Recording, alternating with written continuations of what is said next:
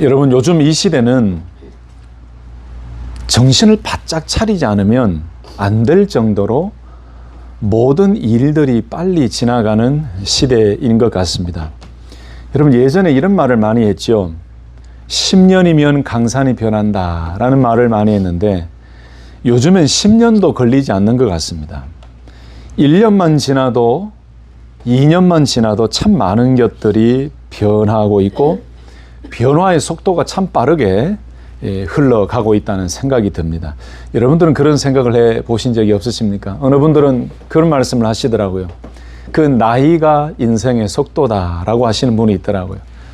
30이면은 인생의 속도가 30마일이고 50이면은 인생의 속도가 50마일이고 70이면 80이면 90이면 인생의 속도가 그 나이에 맞는 마일이다라고 할 정도로 인생을 오래 살면 살수록 그 인생의 속도가 성경이 나오는 것처럼 세월이 참 빨리 흘러간다라고 고백하시면서 저에게 이 말씀을 해주시는 분들이 참 많았어요. 이렇게 모든 것들이 급변하고 빠른 변화가 나타나고 있는 이때에 우리 성도들의 믿음 생활에도 우리 성도들의 신앙 생활에도 영향이 나타나고 또 영향이 미쳐지는 것 같습니다. 다시 말씀드리면 세상이 그렇게 급변하고 무엇이든지 빨리 진행되다 보니 쏜살같이 시간이 빨리 흐르는 또는 급변하는 시대가 되다 보니 그 속도에 믿음을 가진 성도들의 삶까지도 같이 동승하게 되어버립니다. 믿음 생활을 하는 것에도 급변과 분주함이 생기게 됩니다. 여러분 이해되시죠?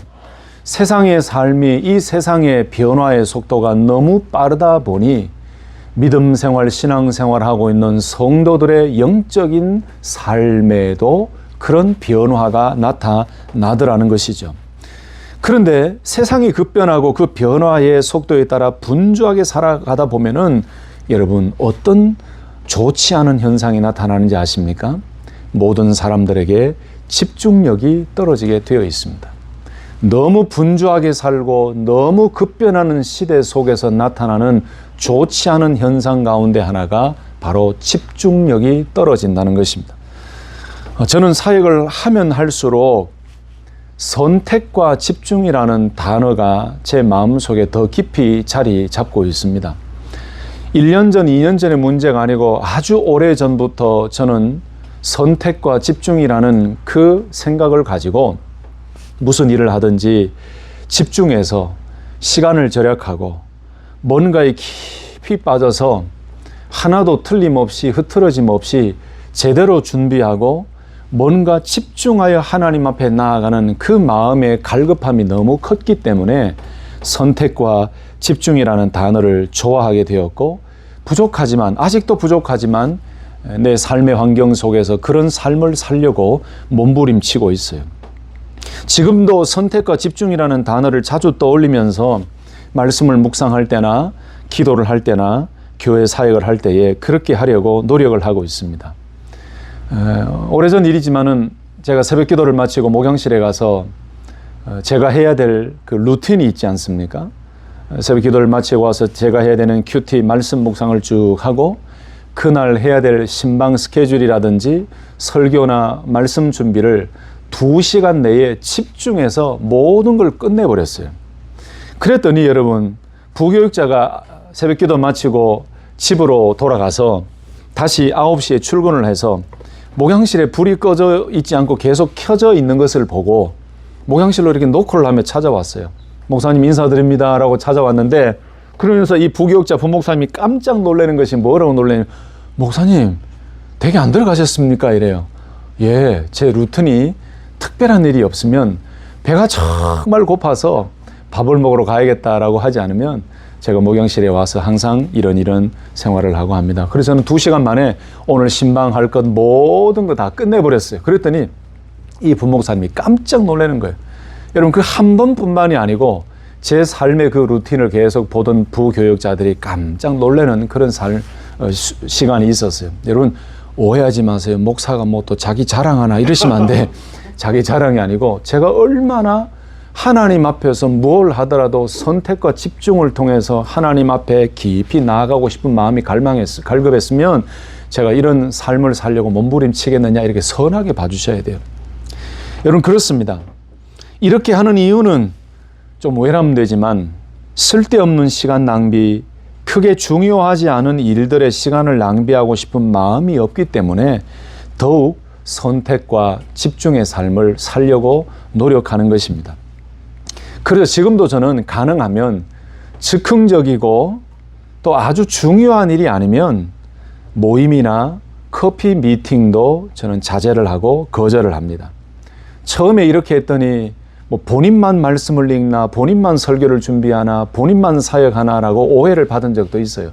그러나 저의 깊은 마음을 알고 제 삶에서 선택과 집중 시간을 통해서 받는 은혜, 성도님들을 향해서 교회 사역을 하면서 그렇게 대형 교회는 아니지만은 그래도 성도님들을 향해서 고민하고 생각하고 기도하고 있는 저의 진심의 마음을 알고 난 이후에는 그 목사님들이 저를 되게 좋아하시고 더 존경해 주셨어요. 참 감사한 일이죠.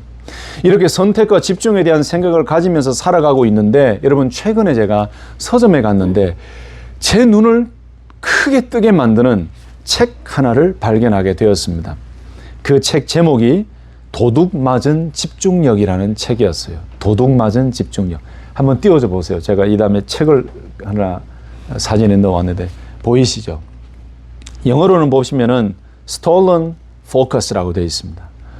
서점에 갔는데 이 책이 제 눈에 확 들어오는 거예요. 당장 이 책을 펴서 저자부터 보고 순서부터 보고 프롤로그를 보고 또 내용들을 스캐닝하기 시작했습니다. 참 너무 좋은 책이라서 바로 당장 샀습니다. 이 책을 지은 요한 할이라는 분은 뉴욕 타임스와 로스앤젤레스 타임즈, 가디언 등의 글을 이렇게 자주 기고해온 영국의 저널리스트입니다. 그리고 뉴욕 타임스 베스트셀러 작가이기도 합니다. 그런데 이 책의 내용을 보시면 전 세계 모든 곳에서 집중하는 우리의 능력이 붕괴되고 있다라고 진단하고 있어요.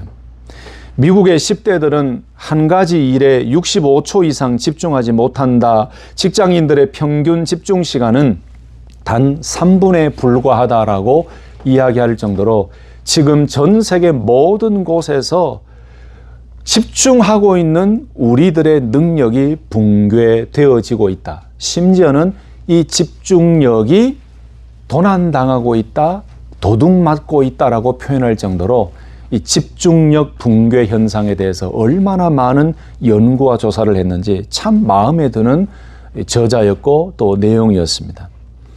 여러분 요한 할이라는 이 사람은 왜 이런 현상이 벌어지는지 알아보기 위해서요 전 세계를 돌아다닙니다.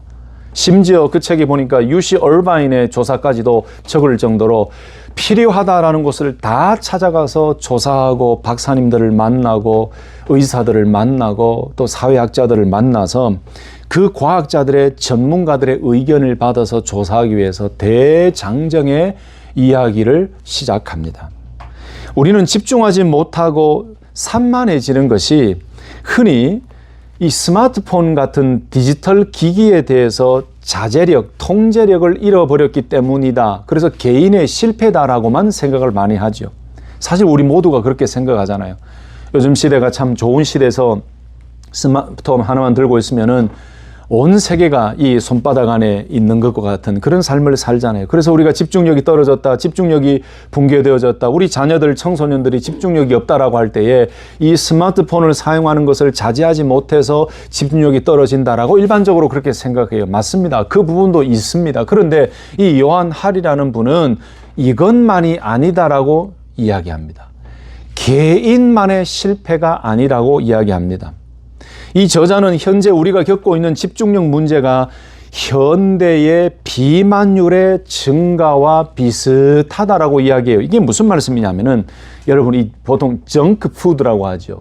이 정크푸드를 중심으로 해서 이 정크푸드 식품을 공급하는 이 공급 체계, 이 생활 방식이 사람들로 하여금 비만율을 높게 하는 것처럼 현대의 이 집중력 위기는 현대의 사회 시스템에 문제가 있기 때문이다. 그리고 유행병과도 같다라고 진단을 합니다. 그래서 이 과정에서 이 요한 할이라는 저자는 인간의 주의력을 빼앗는 이 꼼수를 발견한 실리콘밸리의 이 반체제 인사, 강아지에게 ADHD를 진단한 수의사, 심각한 집중력 위기에 빠진 리우의 빈민가 이야기, 놀라운 방식으로 노동자들의 집중력을 회복한 뉴질랜드의 어느 한 회사의 이야기까지를 담으면서 전 세계를 돌아다니며 이 자료를 수집하고 무엇이 문제인가에 대해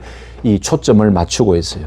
결론적으로 제가 이해한 내용은 아까 말씀드렸던 어떤 스마트폰이나 이 기기의 통제력을 잃어버린 개인만의 문제가 아니고 집중력을 잃어버리고 이 집중력이 붕괴되어지는 원인은 바로 인간의 수면 부족인 환경의 문제이고 독서의 붕괴와 오랫동안 읽지 못하고 참지 못하는 이런 여러 가지 문제들을 소개하면서 현대의 많은 대기업, 테크 기업들의 주의력 조정과 약탈 등 여러 가지 12가지의 원인을 소개하면서 사회적인 문제이다라고 진단을 합니다.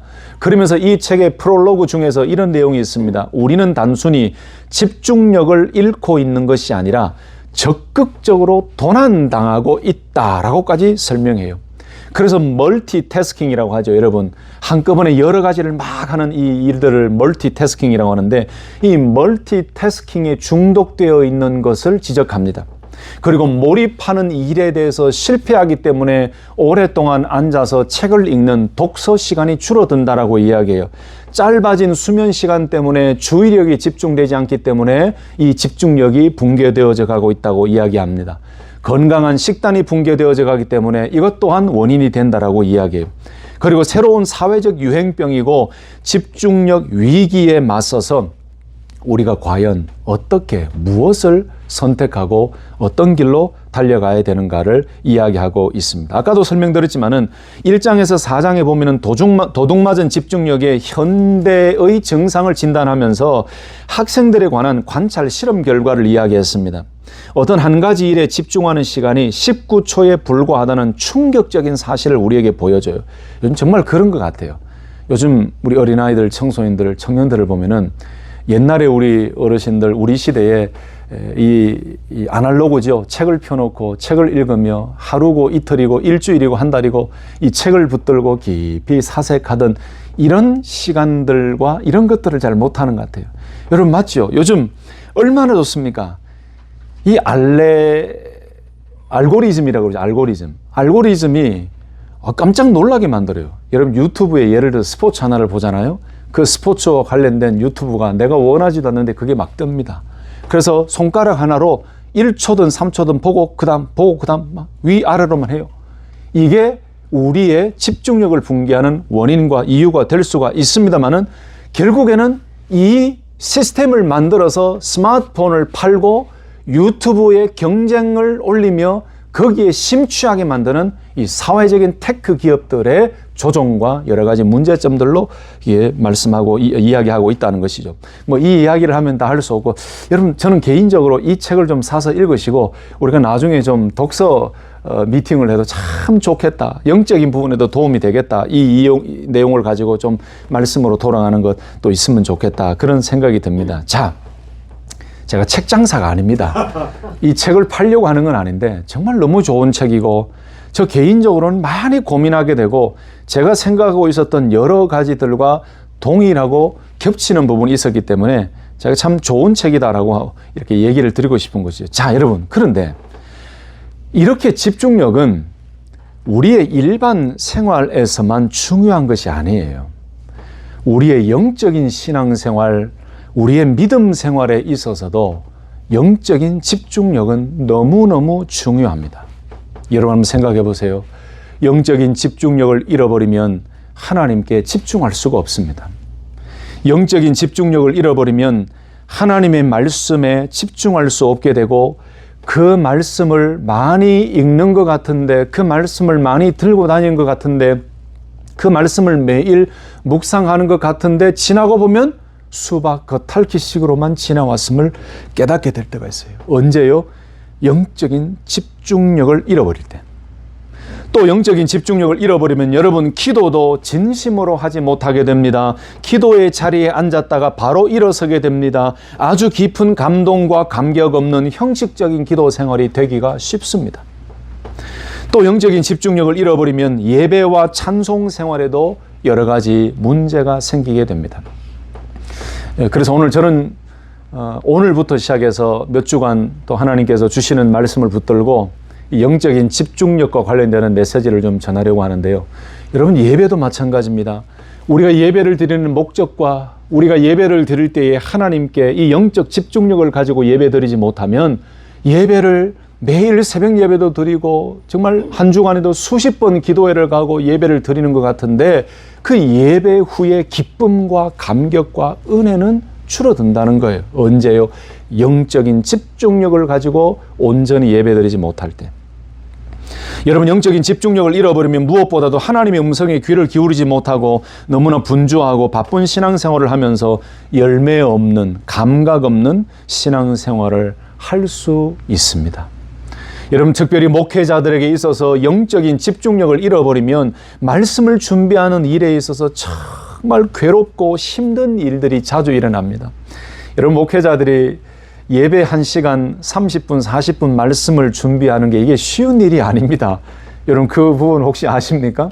원부 나아가서 이야기하면 되지라고 말씀하시지만 이 말씀 준비가 쉬운 일이 아니에요. 저의 성격상 뭔가를 찬찬히 제대로 준비하지 않으면 참 마음이 불편한 그런 성격이 저의 성격이에요.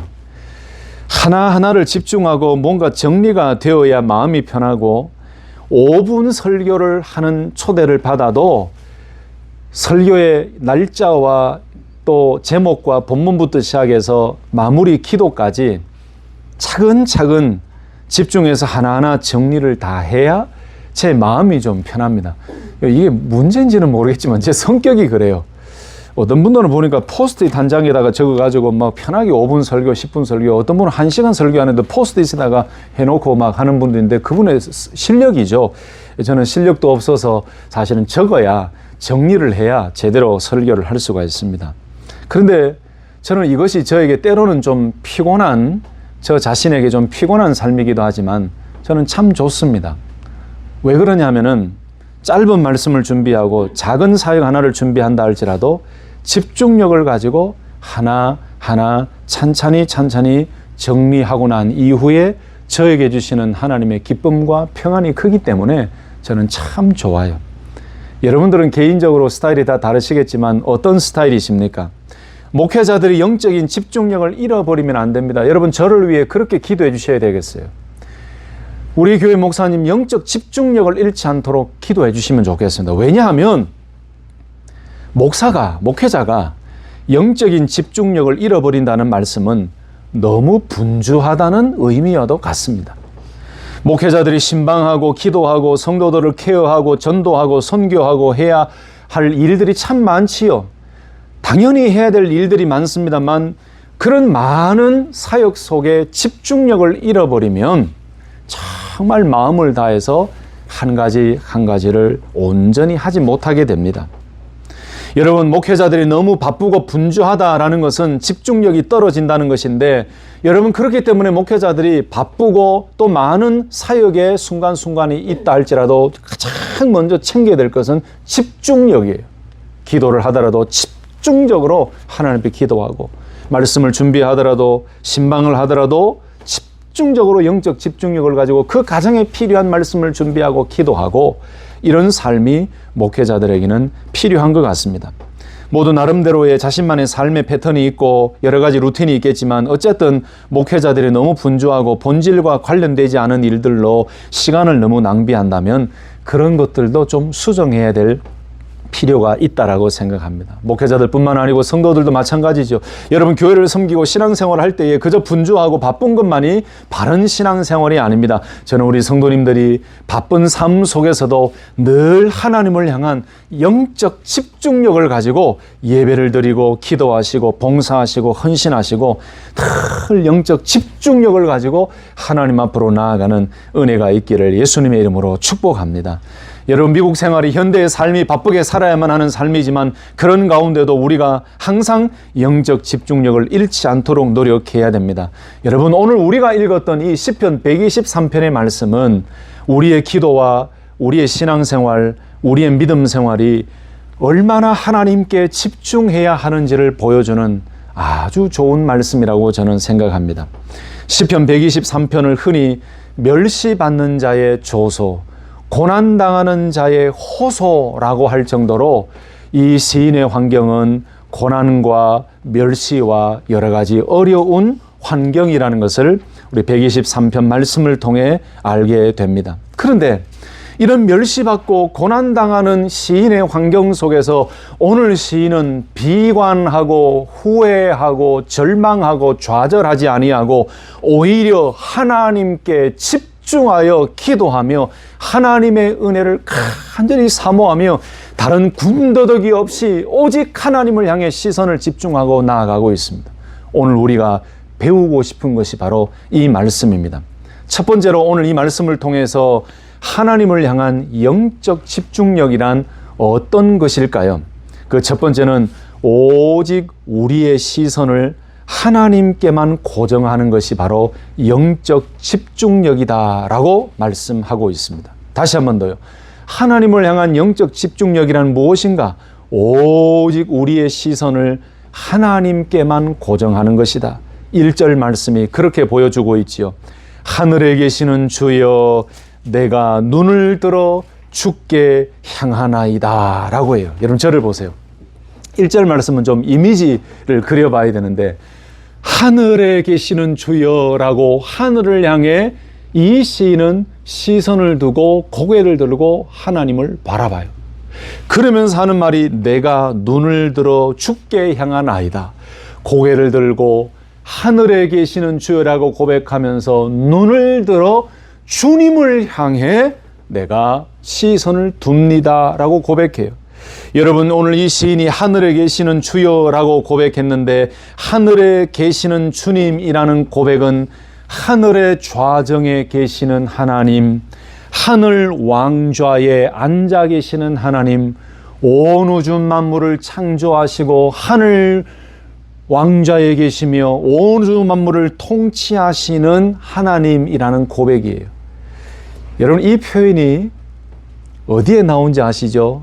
주님 가르쳐 주신 기도에도 나옵니다. 하늘에 계신 우리 아버지요.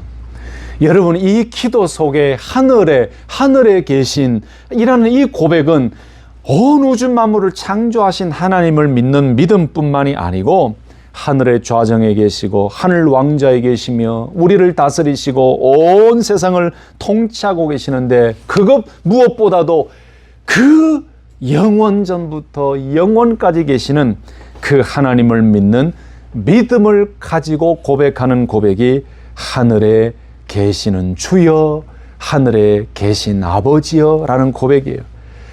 여러분 얼마나 믿음 있는 고백입니까? 여러분 이 한마디만 고백해도 하나님은 우리의 기도에 응답해 주실 줄로 저는 믿습니다. 하늘에 계신 주여라는 고백 속에 창조주 하나님 믿는 믿음이 있죠. 모든 시선을 하나님께 두는 믿음이 있죠. 그러면서 이 시인은 내가 눈을 들어 주께 향하나이다 라고 고백했습니다. 여러분 눈을 든다라고 할 때 이 든다라는 표현은 들어 올립니다 라는 비유적인 표현이에요. 이것이 바로 기도합니다 라는 표현이기도 합니다. 바로 여호와께 눈을 들어 올리며 하나님만 바라보고 기도합니다 라는 고백입니다. 여러분 눈을 들어서 바라보는 것에는 두 가지가 있어요. 첫째는 오늘 말씀처럼 성도들이 의의 백성이 눈을 들어 하나님을 바라보며 기도하는 모습이기도 하고, 둘째는 세상 사람들이 우상에게 눈을 들어서 우상의 힘을 빌어보려고 하는 그런 모습이기도 합니다. 그런데 오늘 말씀에서 이 시인은 바로 하늘에 계신 하나님께 눈을 들고 시선을 고정하고 하나님을 향하여 간절히 기도하고 있는 그 모습을 우리에게 보여줍니다. 과거에도 계셨던 하나님을 믿고 지금도 계시는 하나님, 살아계신 하나님을 향하여 눈을 들고 시선을 고정하여 오직 하나님께만 도움을 구하는 그 믿음이 바로 하나님께 향한 영적인 집중력이라는 것입니다. 여러분 집중력은 향하여 바라보는 것입니다. 영적인 집중력은 하나님을 향하여 고개를 들고 시선을 하나님께만 두는 것입니다. 고개를 들고 눈을 드는 것입니다. 여기 눈을 들어 할 때 들어라는 말의 원형은 바로 나사라는 말이에요. 이 말은 과거의 행위가 지금까지도 계속되어 있다라고 생각하는 거예요. 의미하는 거예요. 과거에 하나님을 바라보며 눈을 들어 바라보았던 이 모습이 지금도 이 시인은 계속하여 눈을 들어 하나님의 도우심을 요청하고 있다는 말씀이죠. 여러분, 그렇습니다. 하나님을 향한 영적 집중력은 바로 이런 것입니다.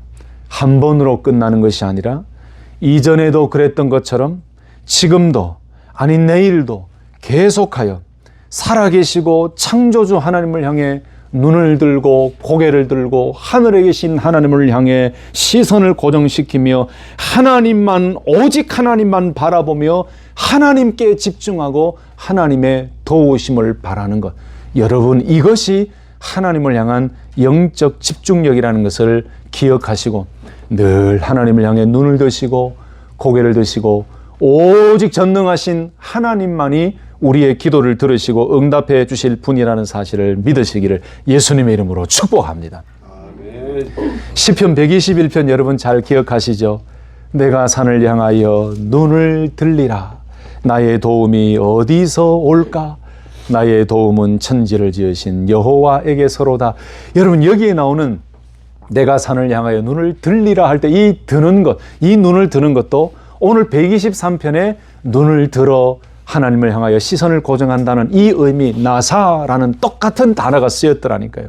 여러분, 하나님 향해 영적 집중력을 잃어버렸다면 다시 한번 영적 집중력을 회복하셔서 하나님을 향해 믿음으로 고개를 바짝 드시고 하나님을 향해 시선을 고정하셔서 하나님만이 나의 기도를 들으시고 하나님만이 나에게 응답해 주시는 전능하신 능력의 하나님이라는 사실을 믿고 영적 집중력을 회복할 수 있기를 다시 한 번 더 예수님의 이름으로 축복합니다.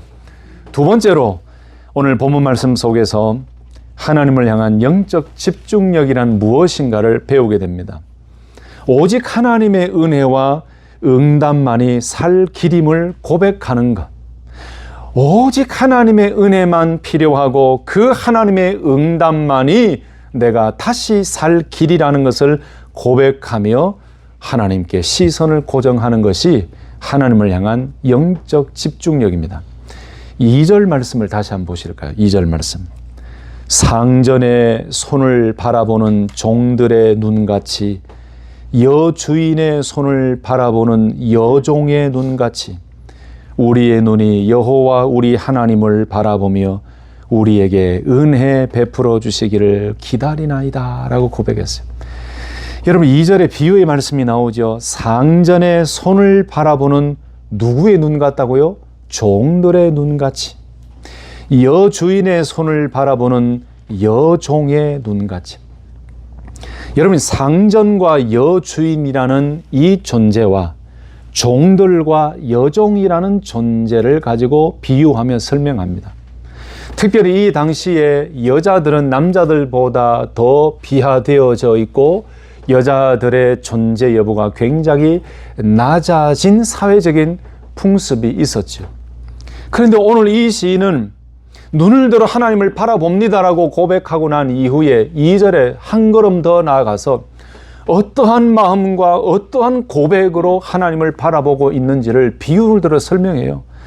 여러분, 상전의 손을 바라보는 종들이다.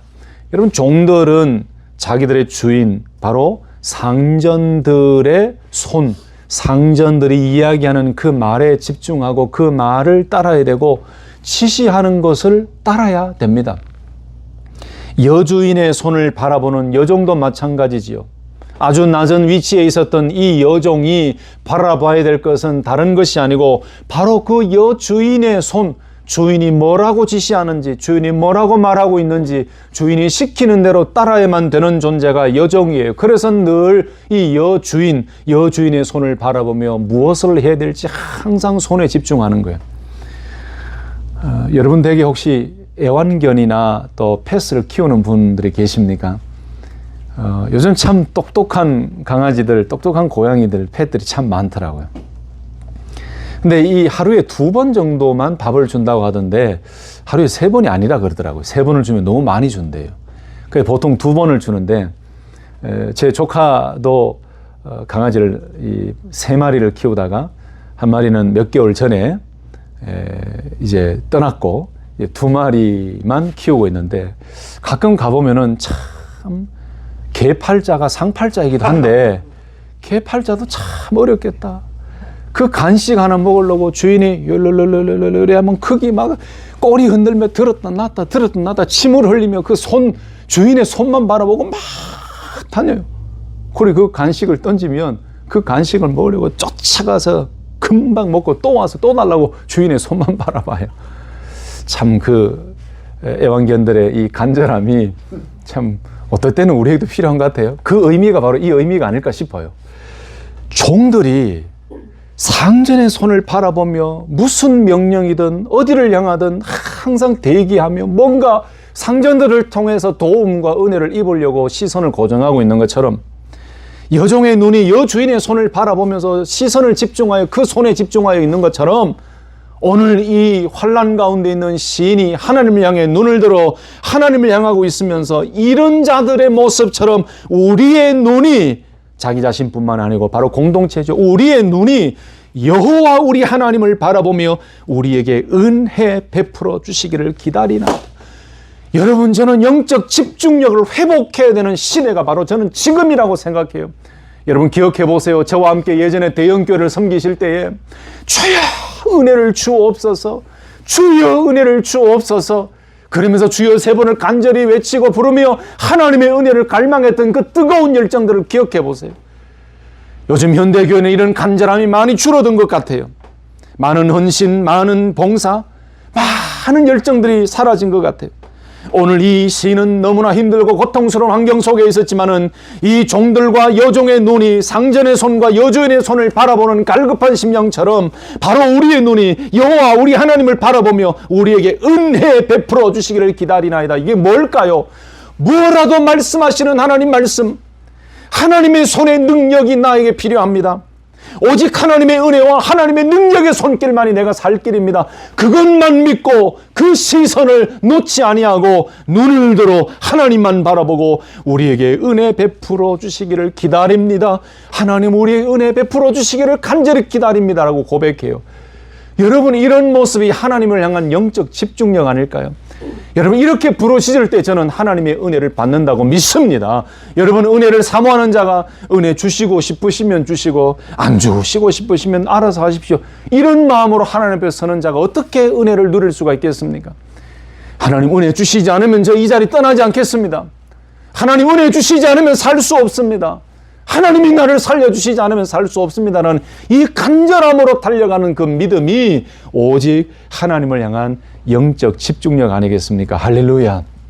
사랑하는 성도 여러분, 만약에 우리가 하나님을 향한 이 영적 집중력을 잃어버리고 살아왔다라고 생각되어지신다면 오늘 2절 말씀처럼 오직 하나님의 은혜와 응답만이, 오직 하나님의 능력의 손길만이 우리에게 은혜가 되고 응답이 되고 해결이 되고 도움이 되고 피할 길이 된다는 사실을 기억하시고 상전의 손을 바라보는 종들의 눈같이, 여주인의 손을 바라보는 여종의 눈같이 우리 모두의 눈을 하나님을 바라보며 시선을 고정하며 은혜 베풀어 주시기를 간절히 기다리는 하나님을 향한 영적 집중력을 회복할 수 있기를 예수님의 이름으로 축복합니다. 마지막 한 가지로 오늘 말씀 속에서 우리는 하나님을 향한 영적 집중력이 무엇인가를 배우게 되는데, 절박한 심정으로 계속하여 은혜를 구하는 일, 한 번으로 끝나는 것이 아닌 절박한 심정으로 계속하여 은혜를 구하는 일이 바로 하나님을 향한 영적 집중력이라는 것을 깨닫게 됩니다. 바로 3절 말씀에 그 말씀이 나오죠. 여호와여 우리에게 은혜를 베푸시고 또 은혜를 베푸소서, 심한 멸시가 우리에게 넘치나이다 라고 고백해요. 좀 전에 말씀드렸던 것처럼 이 시는 여러분 한 번 시선을 하나님께 고정하고 들고 한 번 하나님의 은혜를 구한 것으로 끝나지 않았어요. 여호와여 우리에게 은혜를 베푸시고 또 은혜를 베푸소서. 여러분, 히브리 문화 가운데 히브리인들에게 있어서 같은 말을 반복한다는 것은 그들이 하나님께 호소하고 있고 간절한 심정으로 하나님 앞에 나아간다는 의미입니다. 오늘 이 시는 은혜를 베푸시고 또 은혜를 베푸소서라고 절박하고 간절한 마음으로 오직 하나님께만 구원이 있음을 고백하며 간구하고 있어요. 여러분, 그래서 집중력은, 특별히 영적 집중력은 간절함이라고 저는 생각하고, 그 간절함은 반복하여 구하는 것이다 라고 저는 정의를 내리고 싶어요. 다시 한 번 더 3절 말씀 보시면 여호와여 우리에게 은혜를 베푸시고 또 은혜를 베푸소서. 여러분, 이 시인의 마음은 바로 이것이죠. 한 번이 아니고 하나님의 응답이 있을 때까지 영원하신 하나님을 향해서 그 은혜가 없으면 아무것도 안 된다는 절박한 심정으로 반복하여 하나님의 은혜를 구하고, 그 하나님의 은혜를 주실 때까지 계속하여 은혜를 간구하는 이 은혜를 향한 집중력이야말로 하나님을 향한 집중력이라는 사실입니다. 사랑하는 성도 여러분, 은혜 받을 때까지, 응답 받을 때까지 집중하여 하나님의 은혜를 구하시고, 그 하나님을 향한 시선과 눈을 떨어뜨리지 마시고 계속하여 은혜를 주옵소서, 은혜를 주옵소서, 치유를 주옵소서, 응답을 주옵소서, 계속하여 하나님의 은혜를 간구하는 믿음의 용사들이 되시기를 예수님의 이름으로 축복합니다. 말씀을 마치겠습니다. 성도 여러분, 지금 이 시대 우리들에게는, 특별히 믿음의 성도들에게는 더욱더 하나님을 향한 영적 집중력이 필요한 때입니다.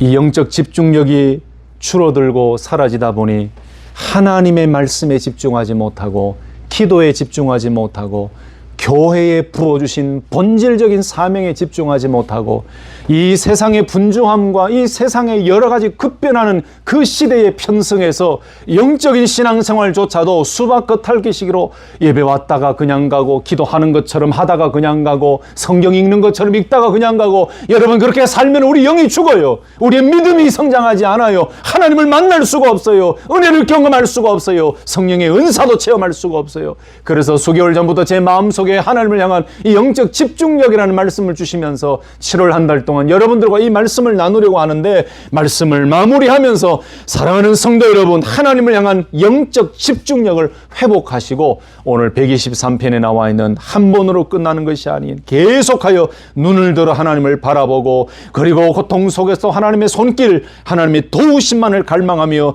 계속하여 은혜 위에 은혜를 부어달라고 간구하는 이 믿음의 집중과 부르짖음이 하나님을 향한 영적 집중력이라는 사실을 기억하시고, 앞으로의 삶에 늘 이 영적 집중력으로 하나님을 더 깊이 체험하고, 놀라운 응답을 체험하고, 놀라운 기적을 체험하고, 하나님을 더욱 깊이 만나는 승리의 삶이 되시기를 예수님의 이름으로 축복합니다.